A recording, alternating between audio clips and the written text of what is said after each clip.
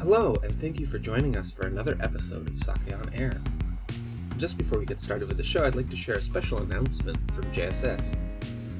On July 23rd, JSS is hosting a rakugo performance at the Information Center.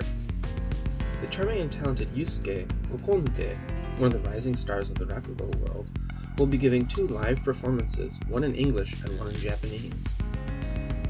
We'll also enjoy sake, shochu, and cheese after the rakugo performances. We hope you can join us. For more information and tickets, please go to jss-event16.ptix.com or click the link in the description. Now, on with the show. The people of sake actually brought me into sake. Back in 1988, this place was actually in Ginza on the main drag. At first it was kind of soy sauce, it was miso. To the point where it actually changed my life. New Year's Day 1989. Not just sake as a beverage, but all the culture and history and Welcome back and thank you for tuning in to another episode of Sake on Air, the world's first podcast dedicated to expanding the dialogue surrounding Japan's iconic beverage that is sake, shochu, and of course awamori. My name is Cindy and today we have a special guest host with us. It's Julian Hausman. Hello, Julian. Hi, Cindy, how are you? And I'm good. And we're recording actually from Sake House in Osaka instead of our normal home base, which is JSS Information Center in the heart of Tokyo. We have Julian with us here because we do have a returnee interview guest. We had him with us before. I'm talking about Tom Wilson from Kanpai in London. Hi there. Hello. Thank you for having me. Thank you for joining us again. Last time you were here, you were actually not a solo guest. We had you with Grégoire Boeuf as part of our Future of Sake, and it's apparently already 4 years ago. So I know a lot of things have happened in between. Definitely, yeah. So a lot in the last 4 years. Yeah. So I'm excited to poke you a little bit because for one, maybe we can start you telling our new listeners, or people who don't know exactly what you're doing, a little bit about yourself and your brewery, and then maybe afterwards we talk a bit about what you're doing in Japan. Sure, sounds good. I'll do a brief recap. Yes. Thank you. So my wife Lucy and I started Kanpai London Craft Sake in 2016 officially, and then secured the first brewing license for sake in the UK early 2017, and we've kind of gone through about 4 renditions, I would say, since then, multiple different brewing sites, and just kind of gradually organically evolving. So we're kind of Kanpai 4.0 currently, but fundamentally we started off pretty much as like a focus on being a junmai shoe producer in London. We originally started in a borough in, southeast London called Peckham. The brewery itself was just kind of 5 minutes up the road from where we were living at the time. And it was like a very cool, like, bohemian, hipster neighborhood. And it really fitted exactly what we were doing. So originally started as kind of like a bit of a garage-style setup that then quickly evolved into us opening what was then Europe's first sake tap room in a second site, and we had kind of the brewery at the bottom and the tap room on a mezzanine above the brewery. We were in that site for 5-6 years, and then 2023 we upped sticks and migrated everything. Because at that time we ended up being split over about 4 different leases. It was a bit disparate kind of around Peckham, and we upped sticks and moved everything into central London, Zone 1, about 2 blocks back from Tower Bridge, just a short walk from London Bridge Station, into kind of like a double arch, railway arch setup on the famous Bermondsey Beer Mart, which is like a long strip of, so like a mile long, about 25 beer brewery tap rooms and things like that. Set up there, and took over that site. It was a completely bare site. We built the whole thing out from scratch, built a real made-for-measure, kind of our ideal brewery setup, and then a brand new tap room, visitor centre, and a mezzanine that kind of straddles the brewery and the tap room space with a glass viewing platform down into the brewery. And obviously, like a lot of what we do is really engaging with people, customers, and education around sake. A lot of events, a lot of visiting sake brewers from Japan, and hosting all kinds of people. But of course, brewing lots of local London sake. How many taps have you got going at the moment? So we have 10 draft taps, 8 of which are always sake and 2 of which are beer. So we kind of flip things on its head a little bit. And then we have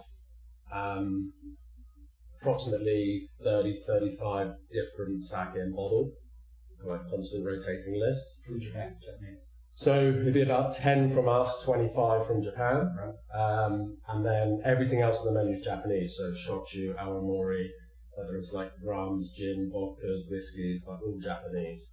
A bit of fun. Yeah. So I remember when you were with us last time, you were saying you were just kind of mid-pandemic buying everything new, getting all the machinery that you wanted, and then you literally just uprooted everything, rebuilt in a new location, which is obviously attracting a lot more footfall, I assume. So what has been the biggest difference between your previous brewery and where you are now? So when it comes to pure production and brewing, we're in a kind of, like I said, a made-for-measure situation now. So everything's kind of laid out and positioned and, much more suited to what we're doing and all the things we've kind of learned over the years, setting it up really in the best way we can.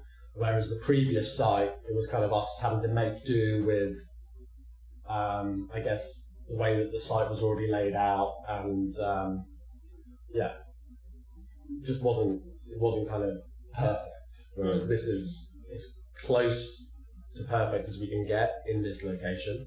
And then we moved over majority of our kind of original equipment, the equipment we were using at the time, and then plugged in a few additional bits. We weren't trying to kind of create a new brewery, we were trying to create an improved version of the existing brewery. And then the third thing that's, I guess,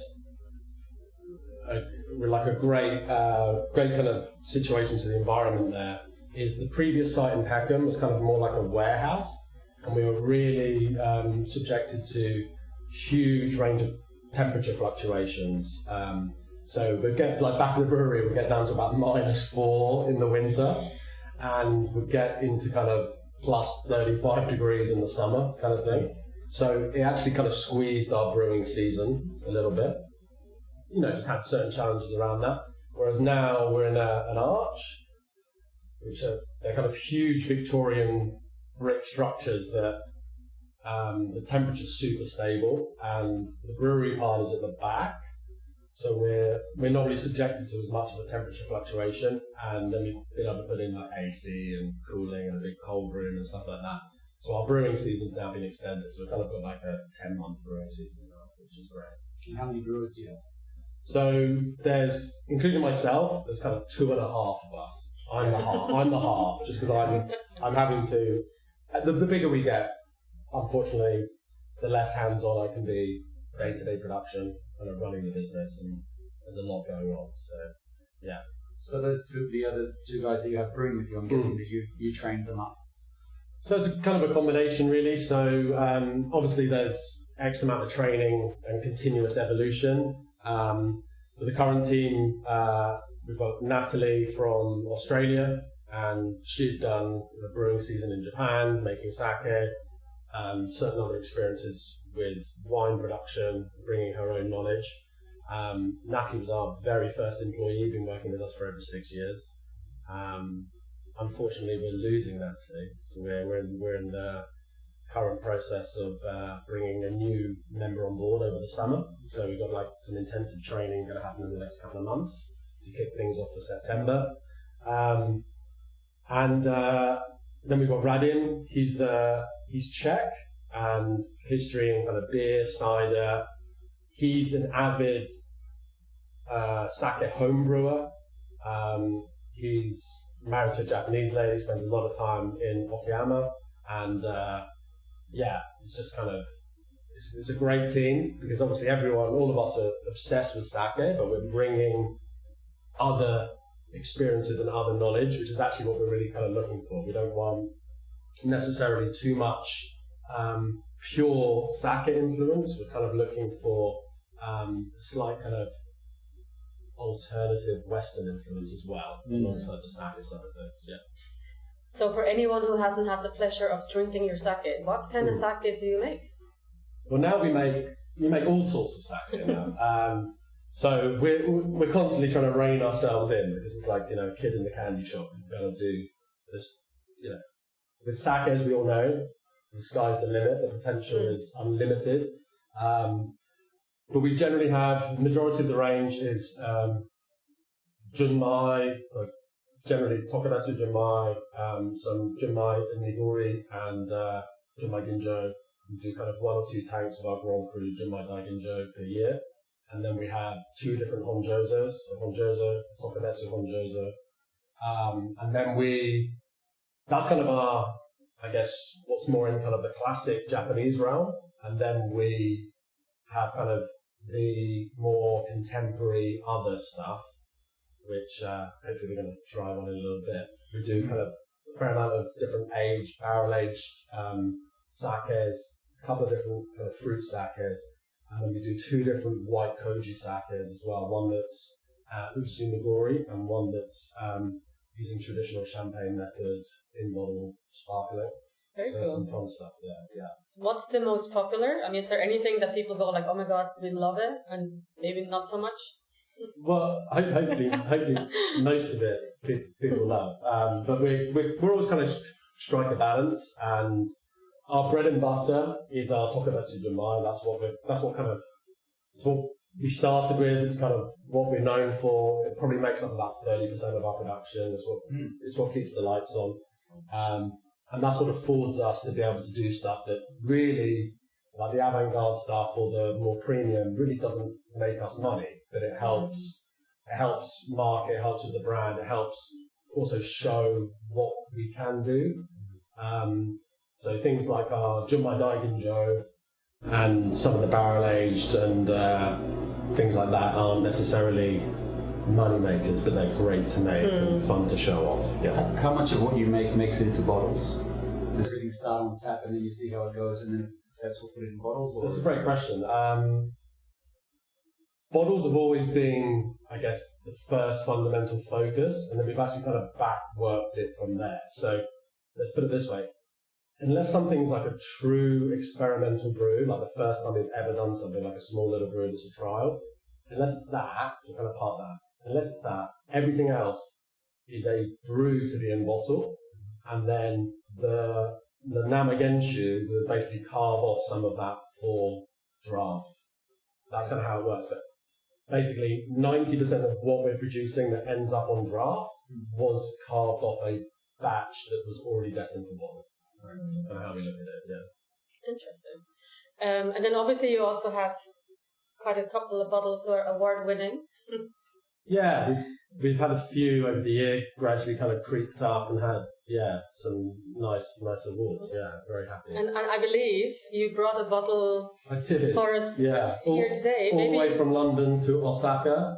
We've got a real funny one, and we don't, this is a treat for me. I've not even tried this for a while because none of this really exists anymore.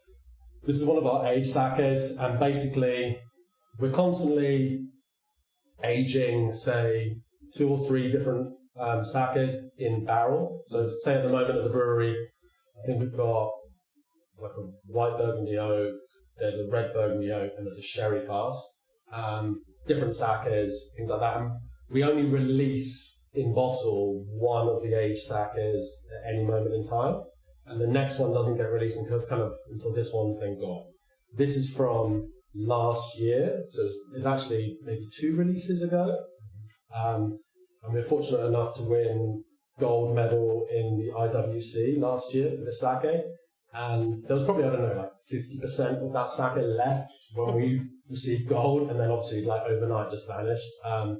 So I managed to tuck one away.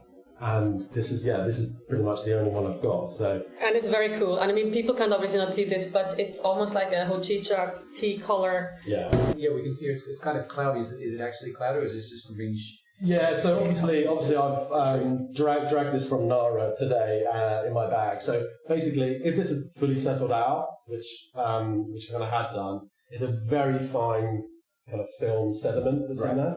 Because this has been aged in, this is actually a Kijo shoot. It's been aged in red Burgundy oak for 2 years. This was aged back in, so the last part of fermentation for the Kijo shoot was 2021. And then it was in barrel for 2 years and then released after bottling. Correct, yeah. As an ambient Namazake, sitting at average temperature of about 20 degrees for 2 years. And then pulled out of barrel, not filtered, basically just strained off, and then bottled. We do a slight cut with filtered water to reduce the ABV, because when we go into barrel, we're sitting at 21% ABV, and then this is cut down to 18.5, bottled, pasteurized, and then this was rested for about, at the time prior to release, about 6-7 months in glass, and then released. But this has now been in glass for 18 months. 2 years, yeah, that is a long time for sake to be in barrel. I'm curious to see. Particularly Namazake, right, in barrel, right? And I mean, this is labeled as 2021. Our consideration for the vintage is the last point of fermentation. That's what we put. Obviously, it's a Kijo shoe. This was made over a fair amount of time. So this, in theory, started in 2020. Came out of tank after the Kijo element in 2021, and then went into barrel in 2021. So that's the date that goes on. And now made it all the way to Osaka in 2025. Yes. So, should we try? Absolutely, yeah. I'll let you taste it, and then we can discuss the stats, because it's a very generous pour. Well, we're here to enjoy it, right? This is great. I'll let you taste it first, and then we can discuss what's on the label. We're happy faces. I'm glad you're all smiling. Happy faces. I know. That's really interesting. It's very intense. Yeah. It's a big sake. And Sorry, what did you say the alcohol was on this? So this is 18.5. But it doesn't feel 18.5. No. It's very smooth. And it's big mouthfeel, really, really rounded, right? It's not got any kind of sharp edges, but it's quite boozy, but it's high everything. So it's super high acidity, high alcohol, and obviously high residual sugar. And all these volume knobs turned up help balance each other out. Do you know, it almost tastes like a cocktail. Yeah, it could be. I was in the bar recently and I got something that tasted a bit like this with a big block of ice in it, and this actually, if you wouldn't know this is sake, you could think this is actually something else that's made into this beverage. You think it's got all these characteristics. Yeah. It's got sherry characteristics. Yeah. It's got elements of kind of the orange element for an old fashioned. Yeah. Because it's got that slight citrus to it. But it's obviously got shiitake and soy notes and all of this kind of going on. But yeah, it's big. There's a lot. I also get dark berries on this one. But yeah, the Nihon Shudo, the sake meter value on this. Any thoughts? That's a very brr kind of question. It's got to be in the minus 10s, minus 30s, 40s, 50s. 56, minus 56. Yeah, it's a monster. All right. Yeah. And are you keep making these? I mean, is this something that's more on your continuous? No, so all our aged sakes are fundamentally one-offs, and we're kind of brewing something potentially in the same realm, aging it in maybe a slightly different way each time. So there's never kind of, that one was great, let's make that exact thing again. They're all just one snapshot in time.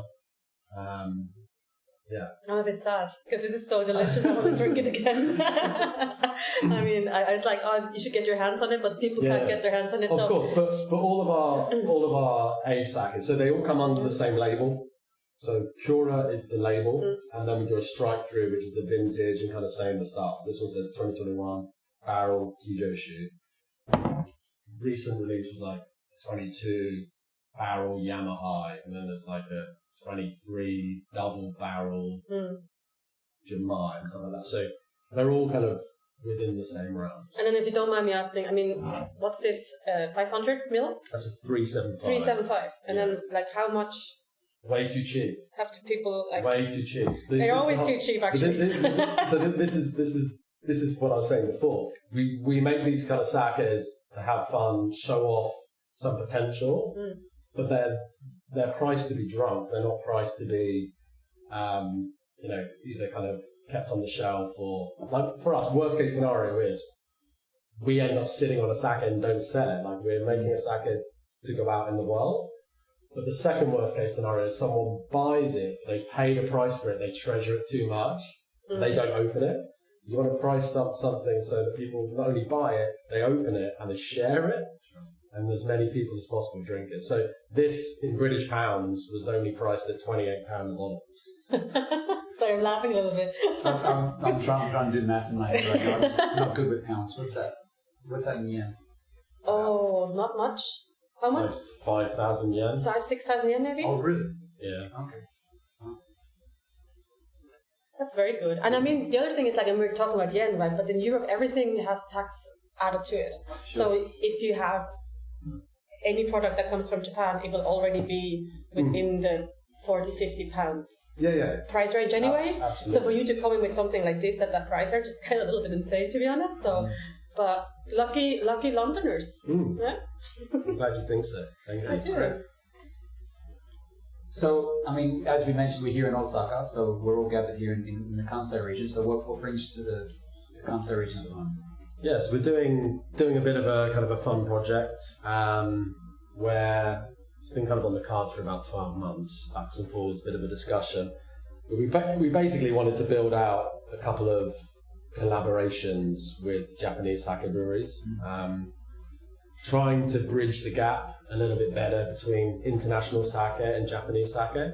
So I'm out here actually brewing with a taro sake brewery in Nara called Choryu Shuzo, and they've been around. We're kind of discussing before. They're quite young for Nara. Bearing in mind it's kind of the birthplace of sake as we know it, so at least kind of 1,100-year history or so. They've been around for about 60 years, a little bit more maybe, and they're actually the first sake brewery to bottle taro sake. That was kind of their... Okay. So sake flavoured in cedar wood, first kind of brewery to put it in glass. That's kind of their claim to fame, and an amazing group of brewers and individuals there that we've known for quite some time. And yeah, we're out here making a collaborative sake that we've been planning, working out the recipe for the last kind of few months. And we're basically brewing omachi. It's going to be junmai, tokubetsu junmai. We haven't kind of fleshed all that out at the moment, but it's going to be kind of a high acid, interesting kind of modern style sake, quite gutsy, like good umami. When you say collaborative, like, what's the collaboration like? I mean, how involved are you in shaping the actual taste or brewing or anything? Yeah, so we're a big part of kind of steering the direction of what we really wanted the final sake to be like, and then working together to kind of build out that framework and pick and choose kind of the ingredients, the kojikin, the yeast, and then I'm here, making it with them. So yeah, we just spent all morning making koji. It's been good fun, and there's basically 2/3 brewers from their side, and then myself, and then we're working together. And then is it like that? Are you working together, or is you taking? I think I'm doing a lot of the heavy lifting, but no, there's a good amount of work on both sides. But they're definitely using me, which is nice. And anything surprised? Anything you learned or taken away from back home? It's super early days. Like we kind of just kind of kicked this thing off. Obviously, there's always kind of interesting intricacies, like working with a Japanese team. And so far, like super impressed with the facilities. And what's really great is we're actually brewing. All the equipment and everything that we're brewing on is like identical to our size brewery. So we're like brewing in like 1,100 litre tanks. Their koshiki like we can steam like 100 kilo max. It's all kind of scaled down specifically for kind of a craft operation. So it's like home. It does, but it feels like home if someone got out the checkbook and I was able to just walk around and pick and choose what I would like off a shopping list. It's kind of a bit of a dream setup. What are some of the things that when you're in a brewery in Japan that you kind of look at with, you get a bit of brewer's envy and you think, I wish we had that back home? Yeah, I mean, just things like they just have like 2 shubo rooms and there's like, an amazing kind of koji room set up with kind of a separate entrance room and things like that. So it's their breweries. This part of the brewery focus for this kind of craft operation is only a teeny bit bigger than ours. But yeah, it's all pretty brand spanking new and it's kind of top drawer stuff. Yeah, it's nice. I think this is only like the 4th brew even made in this facility. Oh wow. Yeah. So where is that brew going to be available? Is this just Japan or are you going to take it home? Sorry, yeah. The idea is we're basically splitting the batch, 50% to be sold in Japan, 50% to be sold in the UK. So we're hoping with kind of shipping and everything, getting that sorted, we're hoping to be releasing kind of beginning of the next brew season. So end of September, beginning of October, hopefully we can kind of release a bit of a fun, and it's gonna be our first sake in a blue bottle. Yeah, okay. Always fun. Why? Sorry. We kind of wanted on both sides. We kind of wanted something that neither of us really had. It was kind of supposed to stand out as a separate thing. Okay, because you had this mischievous smile, and I was like, "What's so special about this blue bottle that you're doing?" It just kind of made me laugh because we had a few chuckles about it earlier in the brewery. But it looks awesome. Okay. It's going to be great. What about the labeling? Is it going to be like a bilingual label, or is it how? So for local.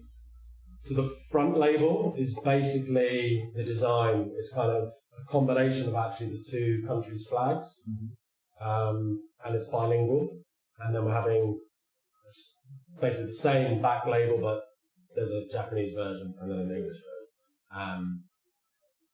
But it's very much the front label, and then there's a separate label that goes over the lid. All of that is basically a blend of the 2 brands and the 2 countries. It's very kind of closely aligned, and it's kind of really kind of promoting like a very much a 50-50 collaboration.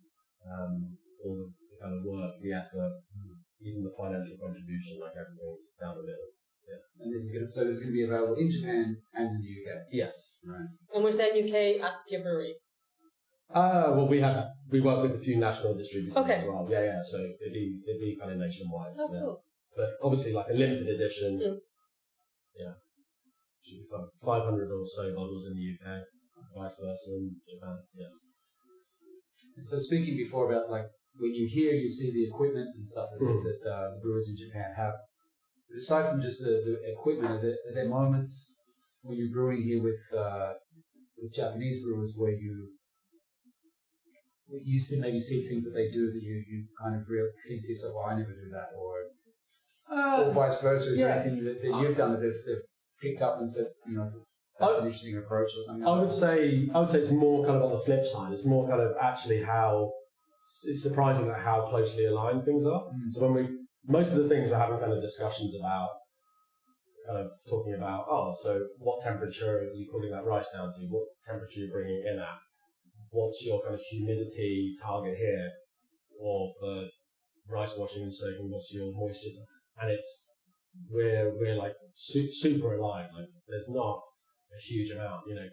I'll say to them, oh, we're shooting for like room humidity of 65%, and they say, oh, we're somewhere between 60 and 70%. I'm like, okay, 60, 65.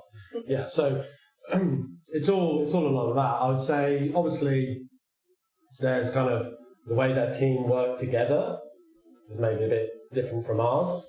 We work in a less hierarchical way, let's put it that way. But you know, everything so far has been like super smooth, super friendly, really efficient. It's been great. Yeah. Is this the first time you're working with them? Working with this team, yes. Yeah. And what was it? Just the idea that they're Tadazake brewers? Is that what you brought you to them?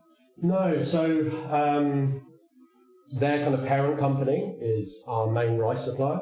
Oh, okay. So we've been importing Japanese sakemai for 7-8 years now, and they've been kind of our main fundamental supplier.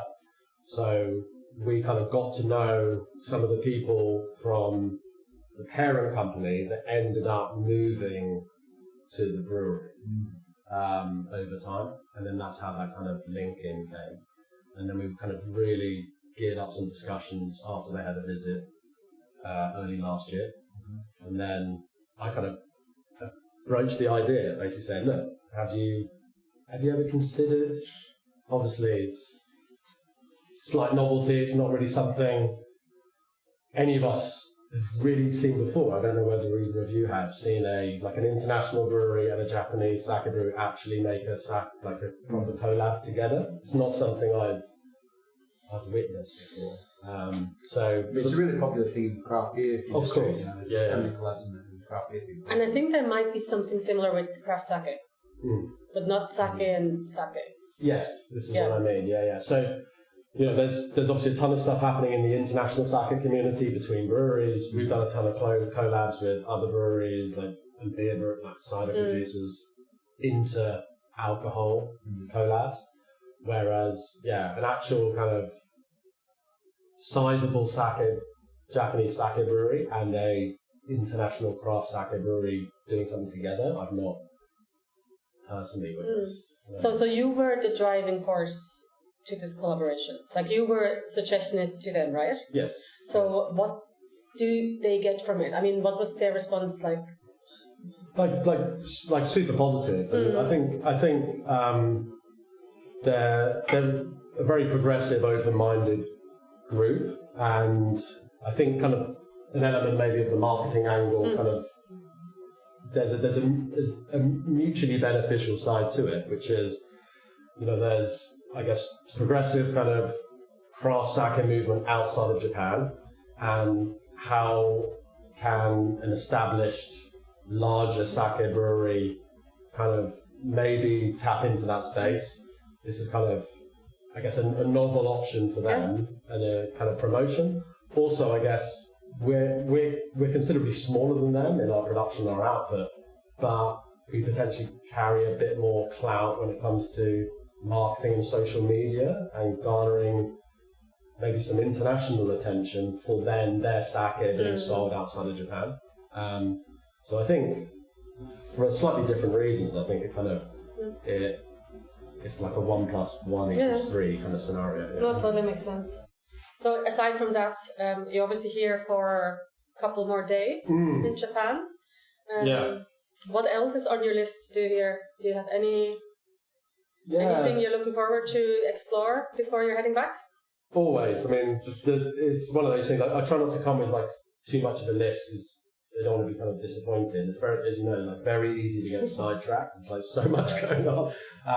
Obviously, like we're doing this recording for one, which is awesome, and then obviously got the big sake tasting on the weekend before I fly out. The JSS fair. The fair. Also meeting with some other suppliers, and so like a Kojikin supplier, got a meal together and some bits and bobs. Because we're importing everything from Japan, barring our glass. So, you know, our Kobo, the Kojikin, the rice, like everything comes from Japan. So it's an opportunity to catch up. And I guess a fair amount of those people are all based in Kansai region, so it's good.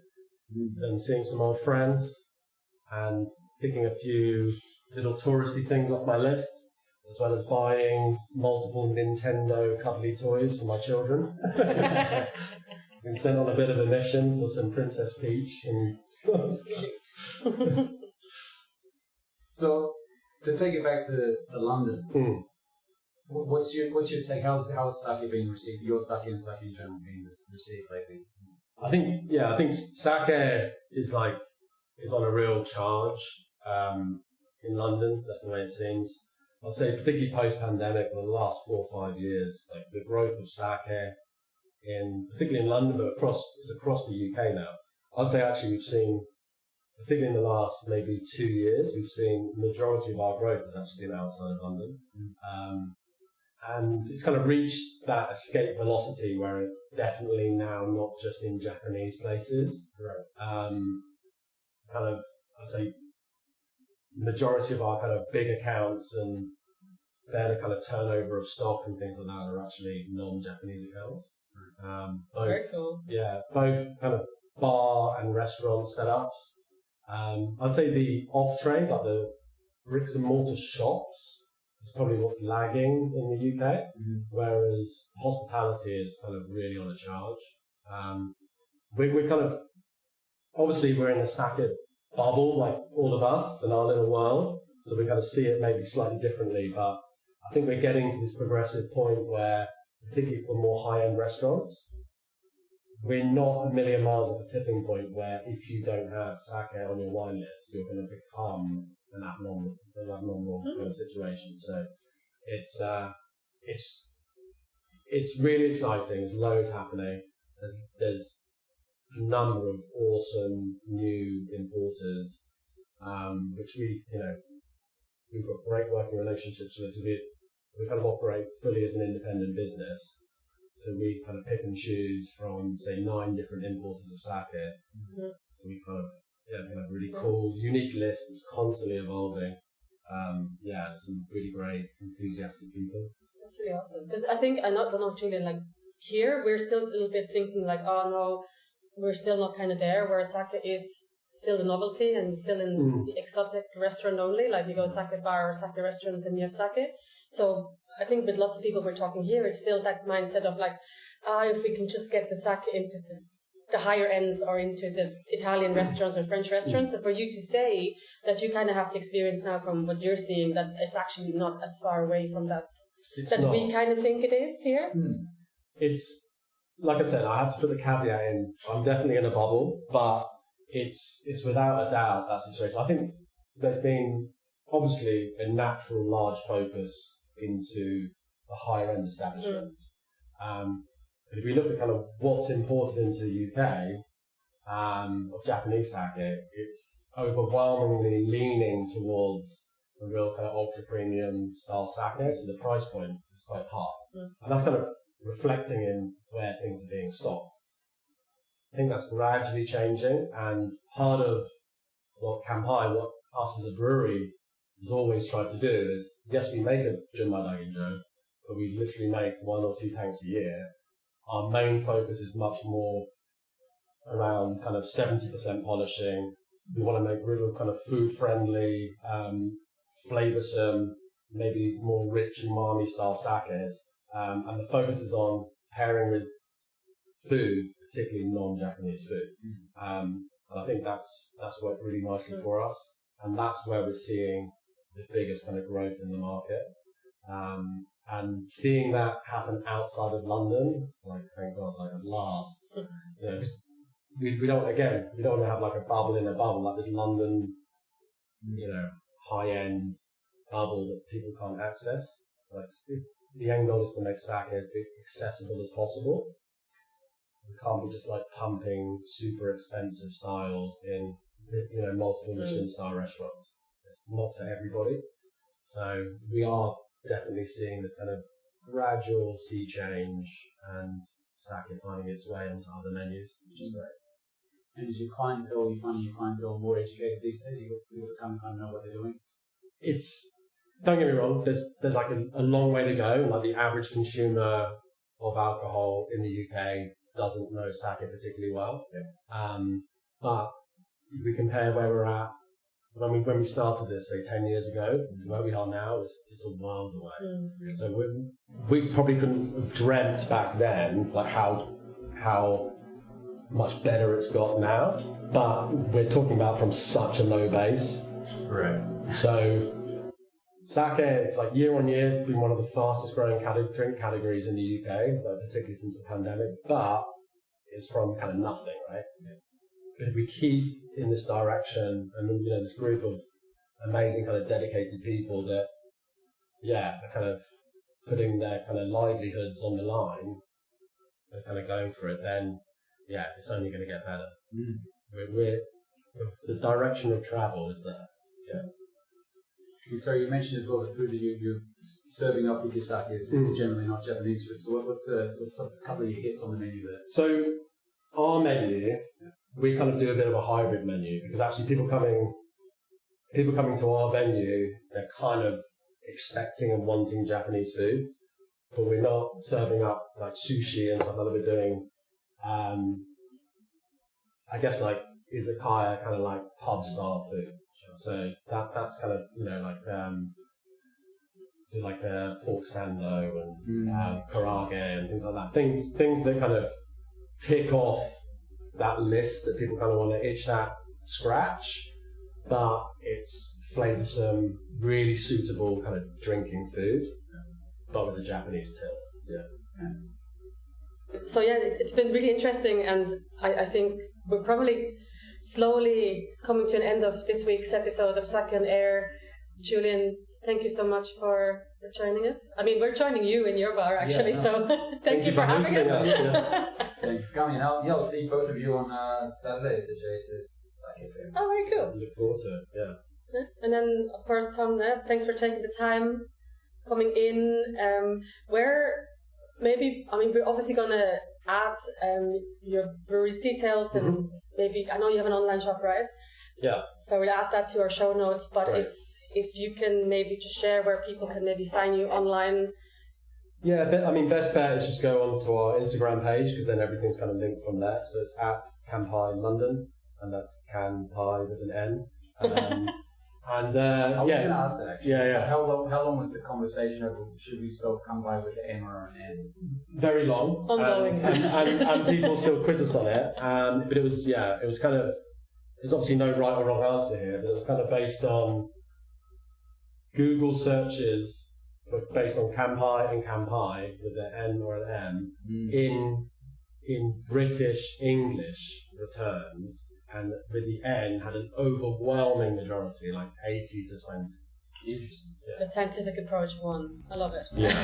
Well, thank you so much for joining us today. We'll be back with more Sake on Air very, very soon.